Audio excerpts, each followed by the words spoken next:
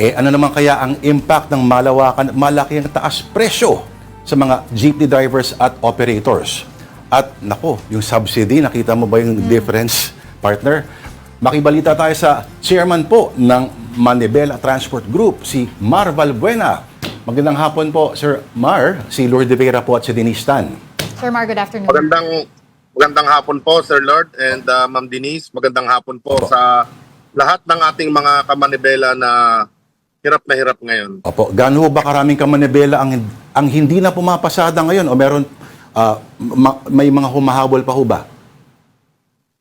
Sir Lord, meron talagang mga tumigil na ng pasada, naghanap muna ng ibang pagkakakitaan para nang sa ganon ay maibsan yung hirap kasi ang sabi nila sa amin dahil nga sa traffic din at taas ng presyo kasi nitong mga nakalipas na araw, Sir Lord, marami din ang mga nagsamantala na mga oil companies na sobrang taas na yung presyo nila. Yung post nga kamo, hindi nyo alam, magic biglang hindi nila mapaliwanag kung bakit biglang tumaas at biglang bababa na lang. Pero Sir Mar, ano ba 5,000 daw na proposed fuel subsidy sa mga traditional jeepney samantalang doble, 10K naman sa mga modern. Bakit ho ganito kaya ano po kaya ang posibleng rational ng LTFRB para dito, sir? Alam nyo, Sir Lord, Ma'am Denise, sobrang bias yung pagbibigay ng subsidy sa ating mga kasamahan. Pare-parehas lang naman din po kami ng kinukonsumo. At sinasabi nila dahil daw air conditioned yung kanila, pero hindi dapat tinitignan natin yung ganong sistema nito dahil pare-parehas lang po kami nagsiservisyo sa bayan at pare-parehas lang din po ng tax ang ikinakaltas din po sa atin sa excise tax. Hindi naman po sinasabi rito kung modernized ka, mas malaki yung tax o kung traditional ka, mas mababa yung tax. Sir, baka ang gusto lang nila, Sir Mar, mag-modernize din kayo. Kaya parang isang twisted incentive, kumbaga. Mr. Mar, go ahead, sir. Go ahead po. Opo, nakikita natin na siguro tama po kayo, Sir Lord, na para maengganyo kami na umutang na. Hindi ba naiisip ng gobyerno na mas lalong magiging pabigat po ito kung uutang pa kami ng mas malaki, malulugi lang, tapos hihingi kami ng hihingi ng budget sa ating pamahalaan. At walang katapusan ang gagastusin. Pero Sir Mark, kakamustahin ko lang yung mga nakakausap mong operators and drivers. Ano po ba yung gaano kalaki yung magiging epekto nito kumbaga dun sa tinitake home nila, yung kinikita nila sa pang-araw-araw? If you can give us a numbers. Nitong nakalipas na mga araw, Ma'am Denise, ang nawawalang kita ng aming mga kasamahang tsuper ay nasa halos 240 to 250 pesos na.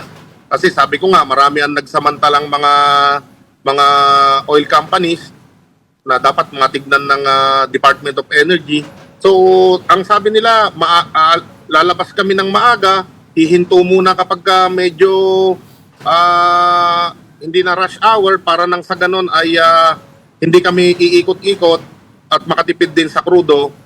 At during rush hour na lamang po ulit.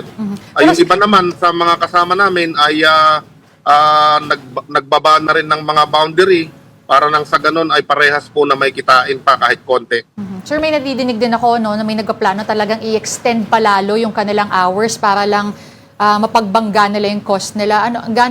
Gaano po ba nila kaplanong ipahabain pa yan? Dahil syempre may epekto rin yan sa kanilang kalusugan. Opo, tama po kayo. Yan po yung sinasabi natin sa ating mga kasamahang tsuper na wag namang abusuhin yung katawan. Baka mamaya aantok-antok na, sobrang pagod na para lang kumita. Siguro magpagtiisan na lang muna natin at baka dumating ang linggo na to na maibigay na yung subsidy at matanggal itong excise tax. Alam nyo, Ma'am Denise, Sir Lord, na yung sense of urgency ng pag-suspend itong excise tax sana at ma-reduce pa yung value-added tax o mabigyan ng coupon kung wala pa yung pantawid pasada at nang sa ganon ay maibsan yung sobrang bigat nitong presyo ng petrolyo sa ngayon. Noong Desyembre po, nagkilos protesta po ang grupo ninyo, sir, no? At nung pangalawang araw ay may kumausap po sa inyo.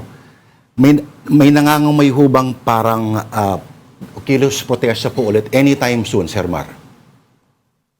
Opo, dapat po bukas po itong kilos protesta natin, pero nagparating po nung nakaraang araw ang Committee ng Ways and Means sa Congress na baka po bukas ay magkaroon ng pagdinig sa Kongreso at sa susunod na araw, Miyerkules, meron ding ikakasang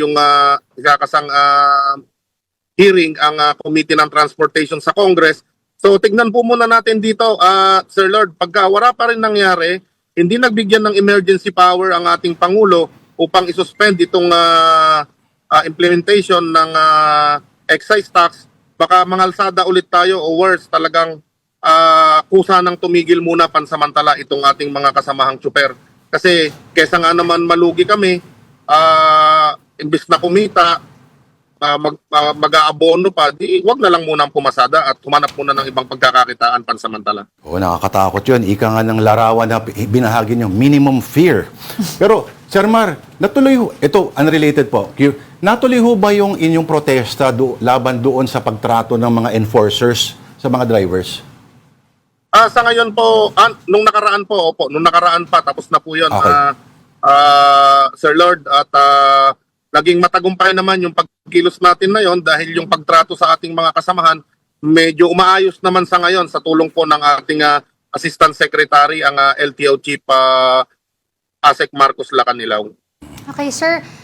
Bilang panapos lang, ano po, may mensahe po ba kayo sa gobyerno, sa lahat din po ng mga commuters na naaapektuhan din po sa kanilang pakitungo sa mga drivers din po natin?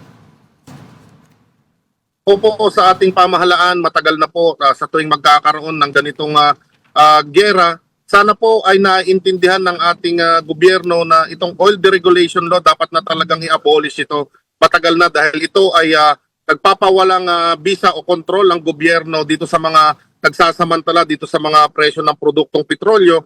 At sana yung sense of urgency maramdaman ng ating gobyerno, kailan pa natin ito gagawin? Kailan pa natin ibibigay yung mga subsidy at pag-suspend dito sa mga produktong petrolyo kung wala na talaga kaming kakayahan na magpatuloy pa sa biyahe.